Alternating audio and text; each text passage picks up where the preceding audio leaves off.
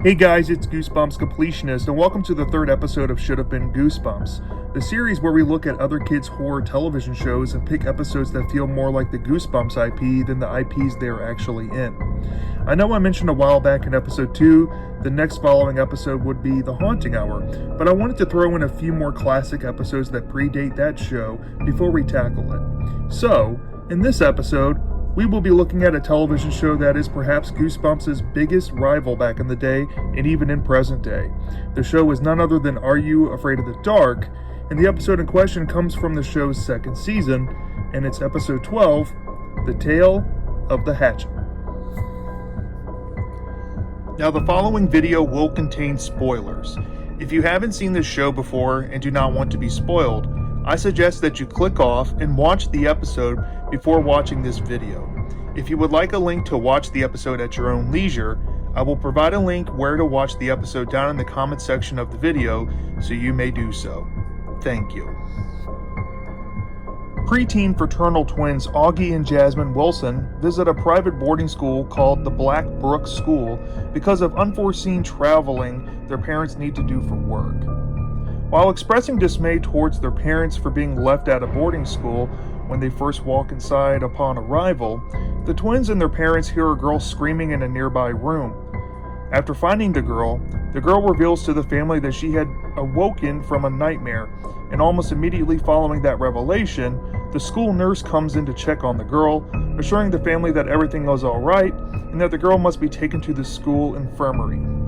At the same time, the school's headmaster invites the Wilsons into his office and explains what the boarding school is about.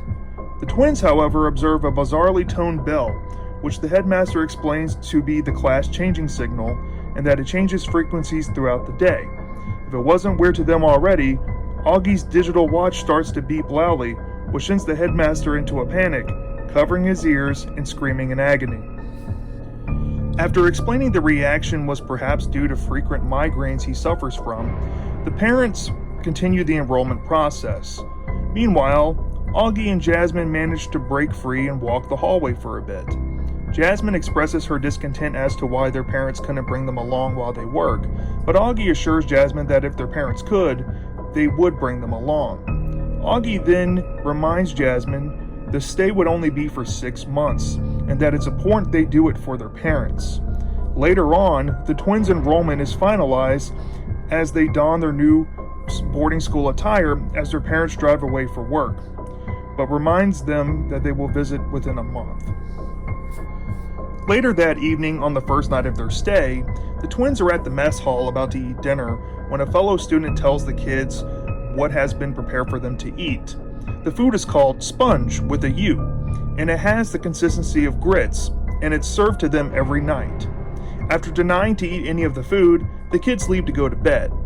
After an undisclosed period of time, Augie observes that the kids in the school all seem friendly and cool, but the school had weird policies over gadgetry. Once Augie tries to listen to music on his Walkman at bedtime, a fellow classmate warns him that it isn't a good idea to do so, as the headmaster prohibits the use of these kind of things because it impedes the quote-unquote learning process. After a few more weeks, the kids would further be acclimated into their new school life until one night when everything seemingly changes. Late one fateful night, Jasmine is awoken in her dormitory when all the girls walk out of their beds. After following them, she bumps into her brother Augie, who noticed the same thing with the boys' dormitory. The twins agree to lay low and follow where all the kids are heading. As they head down to a lower part of the school, Augie's afraid of getting in trouble, while Jasmine wants to see what is going on. When they arrive in an area that resembles an aquatic training room with lockers, they observe kids turning on various sprinklers connected to a massive water containment system. The twins observe their fellow classmates as they ignore their pleas and notice that their peers appear to be watering eggs floating in the water nearby. We then notice the school nurse and the headmaster onlook the children and admire their newest students of Augie and Jasmine, who pretend to fit in with the others to avoid detection. Once the nurse and headmaster leave, Augie and Jasmine decide to venture back up to the main part of the school to do more investigating. The twins discover the nurse and the headmaster in a corridor of the school, preparing an odd green colored drink and scratching their skin, which seems to be falling off and exposing green lizard-like scales. After witnessing this, the twins scamper off in shock, trying to make sense of what they saw. Jasmine and Augie split briefly, and when Augie noticed the bell loudspeaker on the wall, he seeks to find his sister. Once Augie finds his sister, it appears that the nurse had gotten to her first, and the headmaster isn't too far behind. The kids break back into the location the eggs are at in the lower portion of the school, and decide to hide out down there. Unfortunately for the twins, the nurse and the headmaster anticipated they would go there, and have already set up a trap for them to be stuck down there. The two reveal themselves to be a couple, and that they are from a race of beings close to extinction, and that the eggs are going to repopulate their species. It is also revealed that the sponge the kids were supposed to be eating was controlling the minds of their peers, and because the twins didn't eat any like they were supposed to, they now have to deal with a creature called the Mother. As the mother creature heads towards the twins and the adults onlook with glee, Augie reveals he had a plan and pulls out a school loudspeaker in his Walkman. He and his sister then proceed to blast loud music from the Walkman into the speaker, which disorients the adults and the mother creature nearby. After playing the music for a bit, it makes the creature explode along with the adults. When they realize that Augie's idea put a stop to their predicament, the kids head back up to where their peers are at and see that the music also destroyed seemingly all of the eggs as well. But as they walk away with their classmates, we see that one egg had survived and was moving, perhaps about to hatch. Now, why is the tale of the hatching a worthy contender for being in Goosebumps? Well, to begin, Augie and Jasmine fit the average age of Goosebumps protagonists, which normally range from as young as 9 years old to as old as 14 years of age, if we are looking at the TV show ages, of course. They fit the age bracket quite comfortably, which is usually the deal breaker with these episodes. But I will say their age is undisclosed, so it can be up to interpretation, I guess. But if you watch the episode, you'll see why I'm giving this criteria a pass and not a failure. The second thing I think really fits at home with Goosebumps is the concept itself. While the execution feels more like typical Are You Afraid of the Dark and lacks more overt Goosebumps calling cards, so to speak, how the episode does play out mimics what can be considered the genericist ideal of Goosebumps. You have kids being sent to boarding school and going out of their way to deliberately remove parents from the plot like Goosebumps usually does, as Dark's normal approach is to treat them like they don't exist to begin with most of the time.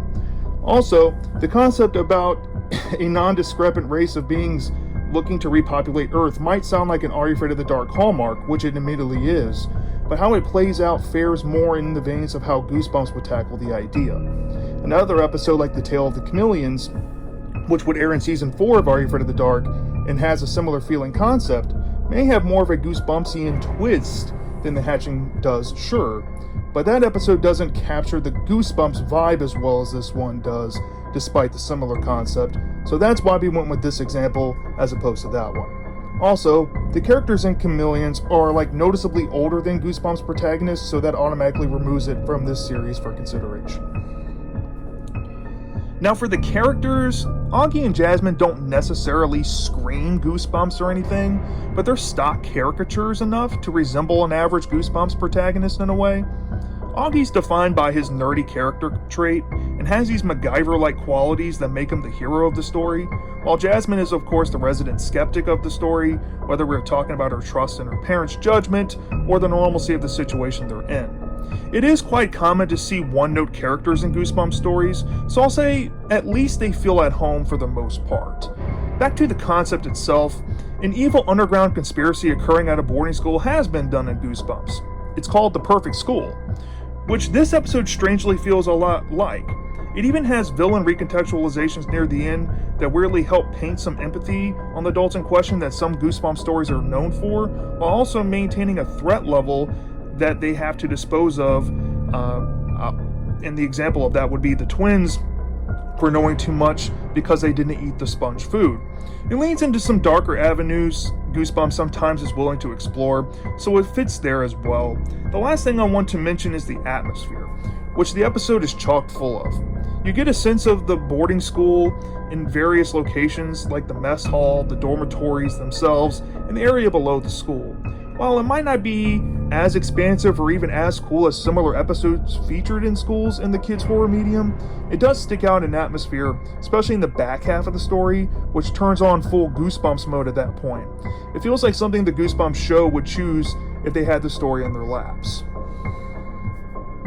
As for the overall product, the start to the end of the story is a bit of a weird 80-20 split. 80% Goosebumps, 20% Are You Afraid of the Dark. Like I mentioned earlier, the Are You Afraid of the Dark calling cards are kind of noticeable here, but the way it plays out is mostly Goosebumps feeling.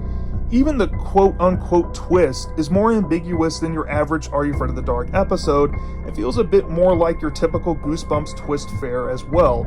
This is one I can see if you don't fully buy this as a straight-up Goosebumps within Are You Afraid of the Dark kind of thing, but it has so much Goosebumps in its veins, I felt compelled to include it in this episode. So yeah, that was the tale of the hatching. For the next episode, I'm going to keep it ambiguous, but I will say if it is any show, it will most likely be Are You Afraid of the Dark again, or possibly leaning into the first episode of The Haunting Hour we're going to cover here. Until next time, take care.